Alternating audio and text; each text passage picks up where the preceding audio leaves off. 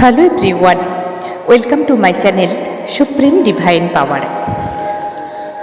আমি এনার্জি সায়েন্সের টিচার এবং spiritual trainer supreme energy Sujata অধিকারী।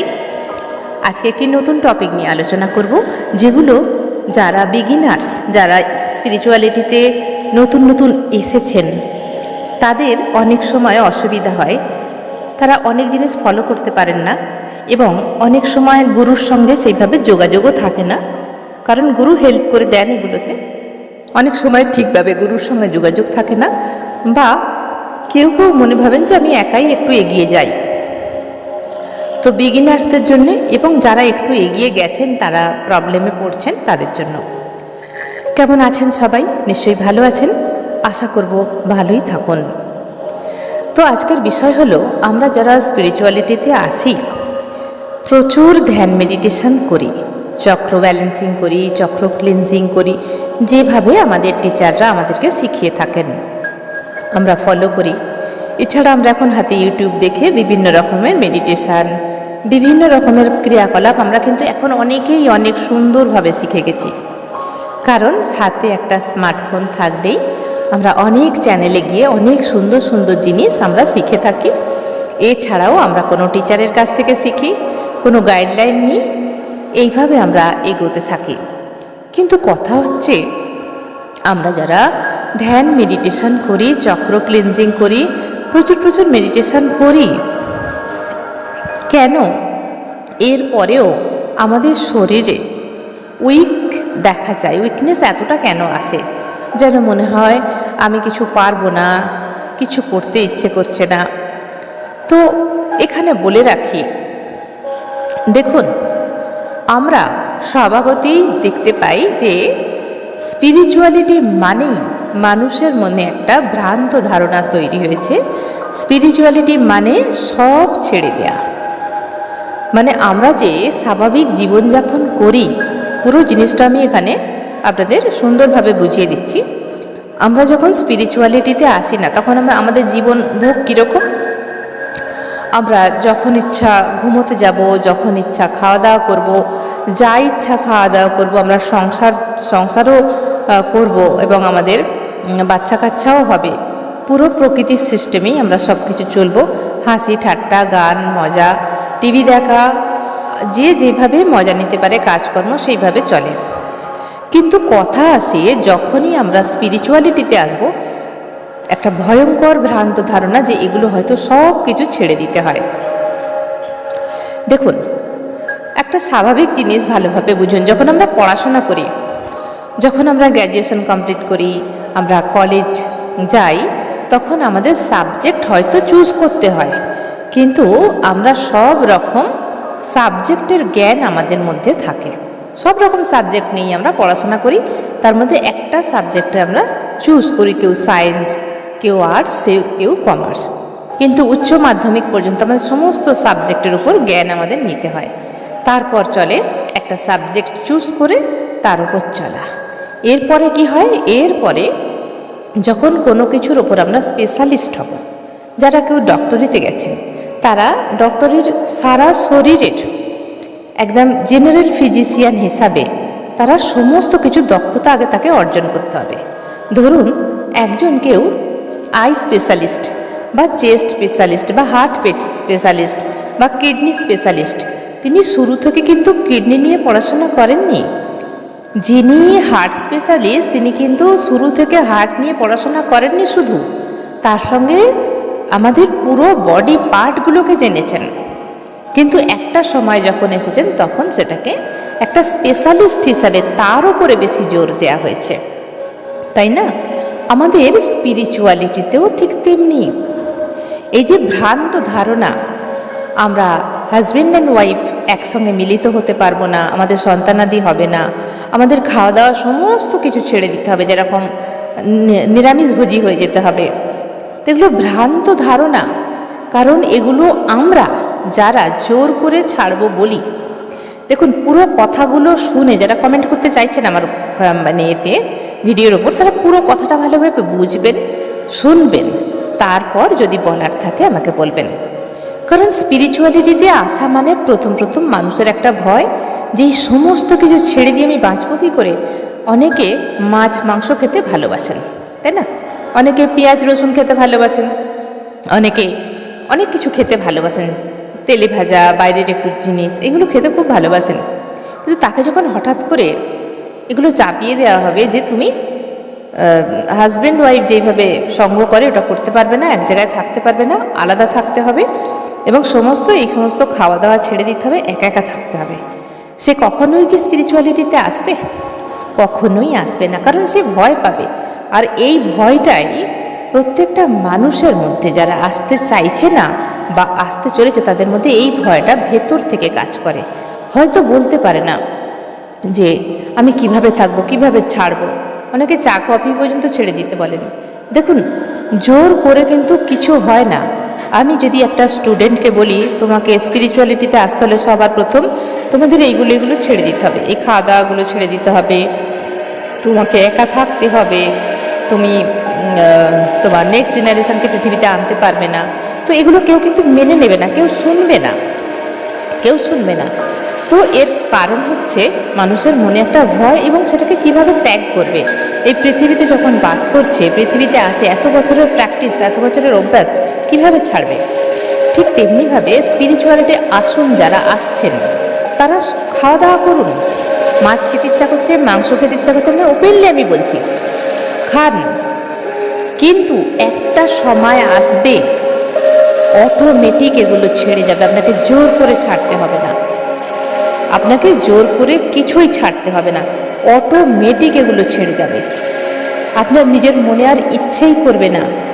একটা সময় আসবে একা থাকতে ভালো লাগবে, প্রকৃতির সঙ্গে সময় কাটাতে ভালো লাগবে, স্ট্রিট ফুড খেতে ইচ্ছে করবে না, বাইরের কারোর হাতের জিনিস খেতে ইচ্ছা করবে না, নিজের হাতে রান্না করে নিজের বাড়ির লোক যারা আপনাকে ভালোবাসে তাদের হাতের খাবার জিনিস আপনাকে খেতে ইচ্ছা করবে, শান্ত থাকতে ইচ্ছা করবে, ধ্যান মেডিটেশন করতে ইচ্ছা করবে। এগুলো অটোমেটিক হবে। অনেক সময় চা কফি পর্যন্ত উঠে যায় খাওয়া, এমনকি অনেক সময় প্রিয় খাবার জিনিসটা সেটাও উঠে যায়, সেটা নিতে ইচ্ছা করে না। তো কথা এটা নয়, এটা অটোমেটিক হবে। তখন কি হচ্ছেন? আপনি স্পেশালিস্ট হচ্ছেন কিসের ওপর? আপনি স্পিরিচুয়ালিটিতে আরও ডিপ লেভেলে চলে যাচ্ছেন। তখন অটোমেটিক এগুলো আপনার থেকে ছেড়ে যাবে, ইউনিভার্স অটোমেটিক ছাড়িয়ে দেয়, চিন্তা করতে হবে না। কিন্তু কথা হচ্ছে ধ্যান মেডিটেশন যারা বিগিনার্সরা শুরু করছেন, করতে করতে করতে করতে তারা কি করছেন? কেউ হয়তো বলছে বা নিজের থেকেই সমস্ত খাওয়া দাওয়া ত্যাগ করলেন, যে আমি পেঁয়াজ রসুনও খাবো না, মাছ মাংসও খাবো না, কোনো এই যে আমিষ জিনিস আমরা খাবো না। তো এতে করে কি হচ্ছে? বডির উপর এফেক্ট আসছে, বডি নিতে পারছে না। বডি ভাবছে যে এতদিন ধরে আমাকে যে খাবারগুলো দেয়া হতো সেটা হঠাৎ করে বন্ধ হয়ে গেল, এখন কিভাবে আমি ব্যালেন্স করব। এবং এই সমস্ত যে আমরা প্রোটিনগুলো আমরা পেয়েছি খাবার থেকে, সেগুলো হঠাৎ করে যখনই বন্ধ করে দেয় তখন প্রত্যেকটা অর্গ্যান কিন্তু কমজোরি হয়ে পড়ে, এবং সেগুলো আমরা ঘাটতিগুলো পূরণ করব কিভাবে? আমরা অনেক সময় সেগুলোর কি করি? কিছু ফল, কিছু নাটস, দুধ এগুলো খাই, কিন্তু সেগুলো দেখা যায় ঠিকভাবে আমরা হজম করতে পারি না, কারণ প্র্যাকটিস নেই। যদি আমরা ছোটোবেলা থেকে যারা নিরামিষ খেয়ে বড় হয়েছি তাদের ব্যাপারটা আলাদা, তারা আমিষ খাবার খাবেই না। কিন্তু যারা আমিষ খাবার খেয়ে বড় হয়েছে, যারা আমিষ খাবার খেতে ভালোবাসত, তাদের থেকে হঠাৎ করে তারা নিজেরাই বলুন এবং কারোর কথা শুনেই বলুন, যখন এই সমস্ত খাবারগুলো বাদ দিয়ে দেবে তাদের খাবারের তালিকা থেকে, ডিসব্যালেন্স হয়ে যায় আমাদের বডি। প্রত্যেকটা অর্গ্যান কিন্তু অনেক ডিসব্যালেন্স হয়ে যায়, সেখান থেকে আসে বিভিন্ন শারীরিক প্রবলেম, কমজোরিতা, এবং কি হয় অনেক সময় নিরামিষ যে খাবারগুলো সেখান থেকে আমাদের শরীরে গ্যাস সৃষ্টি হয়। যেমন আমরা ফল কিভাবে খেতে হয় তাই অনেকে জানে না, ফলের সঙ্গে কেউ নুন মিশিয়ে খাচ্ছে, কেউ টক জাতীয় ফল একসঙ্গে মিষ্টি ফলের সঙ্গে খেয়ে নিচ্ছে, কেউ বা নাটস বাদাম এগুলো খাচ্ছে, এগুলো হজম করা খুব মুশকিল হয়ে যায়। তো কি হচ্ছে? যখন গ্যাস হয়ে যাচ্ছে, খিদেটা কম হচ্ছে, তখন আমরা ভালোভাবে খাচ্ছিও না। এবং দেখা যায় আগে যেভাবে আমাদের লাঞ্চ করা হতো, সেই লাঞ্চের যে খাবারটা, যে থালিটা, সেটা কম হয়ে গেছে অনেকটা, এবং বারেকেও খাওয়া কমে গেছে, কারণ তখন সেইভাবে খাবার খাওয়া হতো, একটু এটা একটু ওটা একটু সেটা এইভাবে খেয়ে খেয়ে নিজের শরীরটাকে পূর্ণ করে রাখা হতো। কিন্তু যখনই নিজের মন থেকে আমরা চাইলাম যে না বাবা খাবো না, কোথায় কিছু হবে, আমি স্পিরিচুয়ালিটিতে এগোতে পারবো না, যখন নিজে ডিসিশান নিলাম, তখন কি হয়? তখন শরীরের ওপর বিভিন্ন রকম ইফেক্ট আসে এবং বিভিন্ন অর্গানে প্রবলেম হতে থাকে। যেরকম স্কিন প্রবলেম হতে পারে, চোখের মধ্যে কোনো প্রবলেম হতে পারে, স্পন্ডিলাইটিস হতে পারে, এছাড়া আমাদের কিডনির এফেক্ট দেখা দিতে পারে, এছাড়া প্যানক্রিয়াসের প্রবলেম দেখা দিতে পারে। দেখুন, এটা বলবেন না যে নিরামিষ যারা খায় তাদের কি এগুলো হয়? নিরামিষ প্রথম থেকে খেতে হয়, তারপরে কী করতে হয়, একটু একটু করে ছাড়তে হয়। একসঙ্গে সবটা ছাড়লেই ডিসব্যালেন্স হয়ে যাবে। এবার বডি ডিসব্যালেন্স হলে কী হবে? যেই অর্গ্যান ডিসব্যালেন্স হবে সেখান থেকে প্রবলেম সৃষ্টি হবে না? সেখান থেকে প্রবলেম সৃষ্টি হবে, কারণ বডি নিতে পারছে না, অর্গ্যান বুঝতে পারছে না কী করব।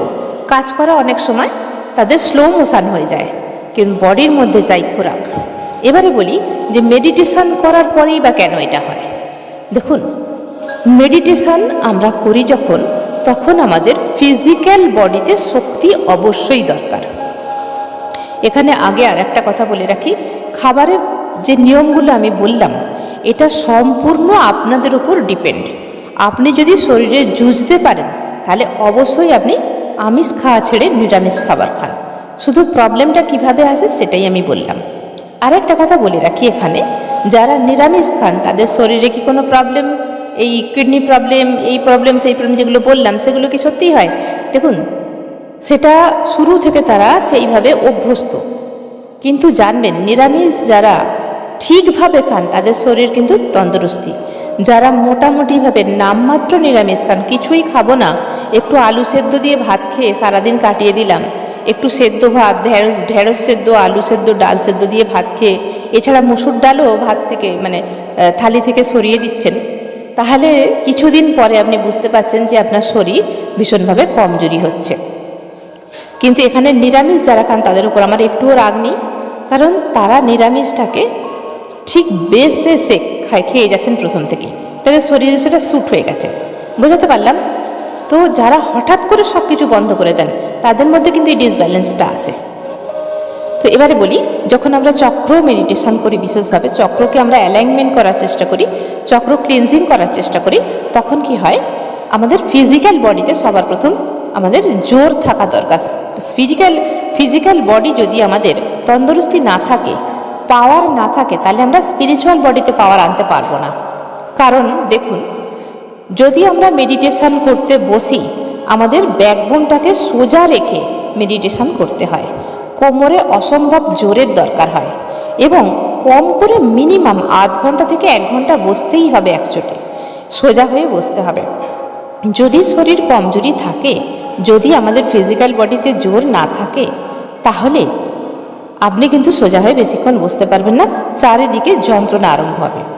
এবারে কোনো রকমের মনের জোর থেকে তো আপনি করলেন, যখন আপনি স্পিরিচুয়াল বডিতে এই এফেক্টগুলো আসছে, চক্র ক্লিনসিং, চক্র ব্যালেন্সিং মেডিটেশন এগুলো করলেন, তখন কি হয়? ফিজিক্যাল বডি থেকে শক্তি স্পিরিচুয়াল বডিতে টেনে নেয়। চক্র ক্লিনজিং করতে গেলে, স্পিরিচুয়ালিটিতে যেতে গেলে আমাদের এই ফিজিক্যাল বডি থেকে শক্তি চলে যায় স্পিরিচুয়াল বডিতে, গিয়ে গিয়ে গিয়ে গিয়ে চক্রকে ক্লিনজিং করানো হয়। ফিজিক্যাল বডির শক্তি সবার প্রথম দরকার, তারপরে একটা সময় গিয়ে আসবে আপনার স্পিরিচুয়াল শক্তি। যেতে যেতে এই পথে অগ্রসর হতে হতে যখন ইউনিভার্সাল কানেকশান আপনার সঙ্গে হয়ে যাবে, যখন পুরো বডি ব্যালেন্সিং হয়ে যাবে, তখন ইউনিভার্সাল শক্তি আপনার শরীরে কাজ করবে। কিন্তু তার আগে আপনার ফিজিক্যাল বডি অত্যন্ত মজবুত হওয়া দরকার। কারণ ফিজিক্যাল বডি যদি মজবুত না হয়, আপনি দেখুন তো আধ ঘন্টা মন্ত্র চ্যান্টিং করে হয়তো হাঁপিয়ে যাচ্ছেন, 15 মিনিট মন্ত্র চ্যান্টিং করে হয়তো হাঁপিয়ে যাচ্ছেন, তো কিভাবে আপনি জুঝবেন, কিভাবে স্পিরিচুয়ালিটিতে আসবেন? তো এখানে কি হয়, অনেক সাধক সাধিকারা হেরে যান, নিজেকে থামিয়ে দেন, আর পাচ্ছি না, এবং বলে আমি কিভাবে এগোবো, আমি তো নিরামিষ খাচ্ছি, আমি এগোতে পারছি না। তো এই বিগিনার্সদের জন্য আমার এই ভিডিও। আর একটা কথা আমি এখানে বলে রাখি, যে মনে কখনোই দ্বিধাদ্বন্দ্ব আনবেন না যে আমি মাছ খাচ্ছি কি মাংস খাচ্ছি, আমি স্পিরিচুয়ালিটিতে যেতে পারবো না। তাহলে যারা অনেক ঐতিহাসিক অনেক আলোচনা আমরা এখানে শুনতে পাই, যারা প্রাণী হত্যা করে খায়, তারাও তো মাংস খায়, তারা কিন্তু ঈশ্বর তত্ত্ব সাধনা করতে পারেন। বিবেকানন্দ কিন্তু মুগুর ভাজতেন, তিনিও কিন্তু মাছ মাংস খেতেন। রামকৃষ্ণ কিন্তু মাছ খেতেন। এবং সাধক রামপ্রসাদ তিনি পুরো সংসার ধর্ম পালন করেই তিনি কিন্তু ঈশ্বরকে পেয়েছিলেন। তো আমাদের ফিজিক্যাল বডির নিড, দেখুন আমি এখানে কোনো মানুষের সঙ্গে তর্ক করব না, স্পিরিচুয়ালিটিতে এতদিন এসে আমার যে অভিজ্ঞতা সেখান থেকে বলছি। যদি মনে করেন যে আপনি ছাড়তে পাচ্ছেন না, এটাকে খেয়াল দেবেন না, কারণ দুটো বডি সম্পূর্ণ আলাদা। ফিজিক্যাল বডিতে আমাদের ঠিকমতো খাওয়া দাওয়া আর ঘুম এবং পরিষ্কার পরিচ্ছন্ন এগুলো কিন্তু বিশেষভাবে দরকার। আর স্পিরিচুয়াল বডির খাবার হচ্ছে মেডিটেশন বা ধ্যান সাধনা। এই দুটোর খোরাক কিন্তু আলাদা। আমরা কিন্তু গুলিয়ে ফেলি কোথায়, যে ফিজিক্যাল বডিতে শুধুমাত্র মেডিটেশন ধ্যান এগুলো দিয়েই আমরা ভরাতে চাই, কিন্তু একদম এই ভুল কাজ করবেন না। ফিজিক্যাল বডিতে আপনি নিরামিষ খান, আমিষ খান, সম্পূর্ণরূপে পুরো পুষ্টি দিন শরীরকে। আপনার ইচ্ছা, ইয়োর চয়েস, আপনি কিভাবে খাবেন। মাছ মাংসে অনেক প্রোটিন, তাড়াতাড়ি শরীর গ্রো করে, কিন্তু নিরামিষ খেতে গেলে অনেক খরচা, যেগুলো সাধারণ মানুষের পক্ষে সবসময় কিন্তু সম্ভব হয় না। তো এখানে আমার বিবেচনায় যা বলে, যারা বিগিনার্স তারা কিন্তু একদমই নিয়ে মাথা ঘামাবেন না যে আমি এগুলো খাচ্ছি বলে আমার আর স্পিরিচুয়ালিটিতে যাওয়া হবে না।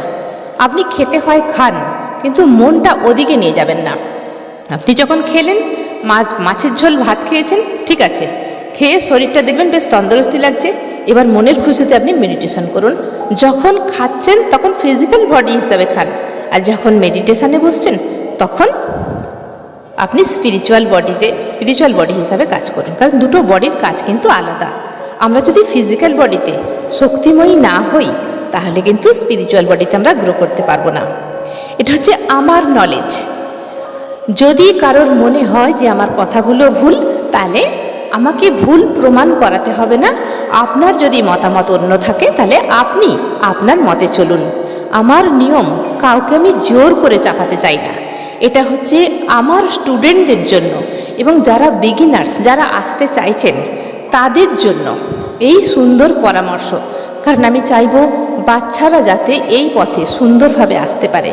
কিন্তু এই যে বললাম, যখন সময় হবে অটোমেটিক এগুলো চলে যাবে, আপনি জোর করে কখনোই আটকাতে পারবেন না। ধরুন, আমি একদম খোলাখুলি কথা বলছি, ধরুন আপনি চিকেন কষা ভাত খেতে ভালোবাসেন, আপনি শুনেছেন যে আমি এগুলো খেলে স্পিরিচুয়ালিটিতে আসতে পারবো না, তো কী করলেন, মনের জোরে কতদিন বন্ধ করে দিলেন। যখনই আপনি চিকেন কষা দেখছেন, আপনার ভেতরে একটা লোভ হচ্ছে, সেই গন্ধটা নিতে পারছেন না, জোর করে দাবিয়ে রাখছেন, এইগুলো হয়ে যায় শরীরের মধ্যে ব্লকেজেস। তো একদম নয়। মন, শরীর, আত্মাকে আগে তৃপ্ত করুন। আপনার ভেতরে যে আত্মা আছে তাকে আগে তৃপ্ত করুন, এরপরে স্পিরিচুয়ালিটিতে আসুন। একটা গল্প ছিল, দুজন বন্ধু, একজন বন্ধু গেছে বেশ্যালয়ে, সেখানে গিয়ে যা করতে হয় সে করছে, আর একজন বলছে আমি যাব না, আমি হরিনাম শুনতে যাব।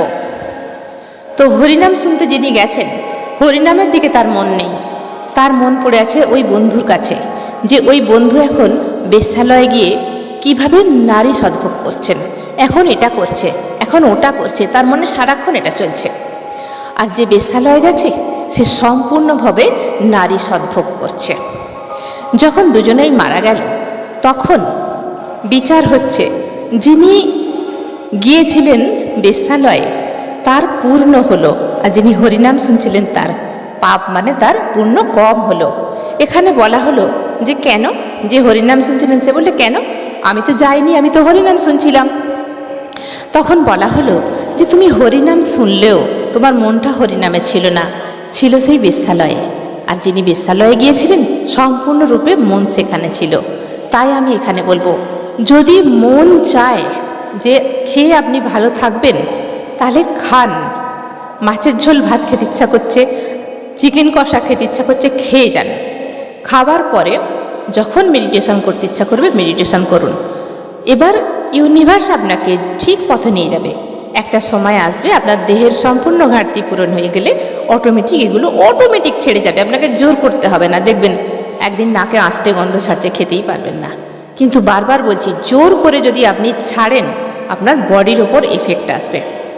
এছাড়াও সায়েন্টিফিক্যালি যদি ভাবে আমি বলি, তাহলে এখন আমাদের 2025 সাল চলছে, আমরা অনেক প্রবলেমের মধ্যে দিয়ে যাচ্ছি।